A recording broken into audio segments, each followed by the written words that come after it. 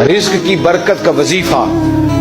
इमाम कुर्तुबी ने लिखा है, हजरत अनस बिन मालिक रज़ी अल्लाह तआला अन्हु कहते हैं एक शख्स हुजूर की बारगाह में आया, कहा या रसूल अल्लाह सल्लल्लाहु अलैहि वसल्लम गुर्बत बड़ी है, बड़ा दुखी हूँ, बड़ा परेशान हूँ। तो हुजूर ने वजीफा बताया, फरमाया जब भी घर जाओ ना, घर वालों को सलाम कहनी, अस्सलामु अलैकुम। यानी कब कहनी है? जब भी जाओ। कब कहनी है? यानी घर से निकले माचिस लेने के लिए, वापस आके कहना अस्सलामु अलैकुम।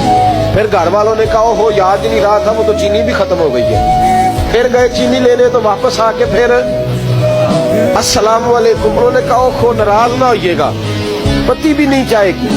अब वापस गए तो फिर वापस आके क्या कहना है?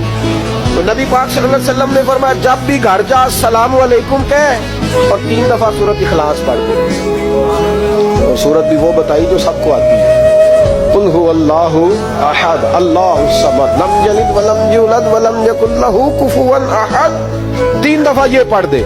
सियाबी बड़े सियाने थे, बड़े मसले हल करते थे हमारे, फटाफट बोल पड़े वो सियाबी। कहने लगे हुजूर मेरी तो छोटी सी फैमिली है, कई दफा बच्चे घर नहीं होते, नन्हेहाल गए होते हैं, तो फिर क्या करूं? हुजूर ने फरमाया जब घर में कोई ना हो तो अपने नबी पे दुरूद और सलाम पढ़ दे, तेरे नबी का करम तो तेरे घर में होगा ना।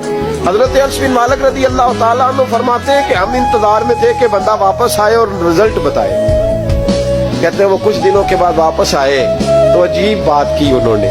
हमसायों से कई दफा बंदे की नहीं ना इतनी बनती, और कई दफा लगता है कि मेरा हाथ ऊपर ही रह जाए, कहीं मुझसे तगड़े ना हो जाए। कहते हैं वो आए, नबी पाक सल्लल्लाहु अलैहि वसल्लम ने कहा क्या हाल है तेरा? तो अर्ज करने लगे या रसूल अल्लाह सल्लल्लाहु अलैहि वसल्लम वजीफा तो मैंने अपने लिए पूछा था और मेरे तो हमसाये भी अमीर हो गए।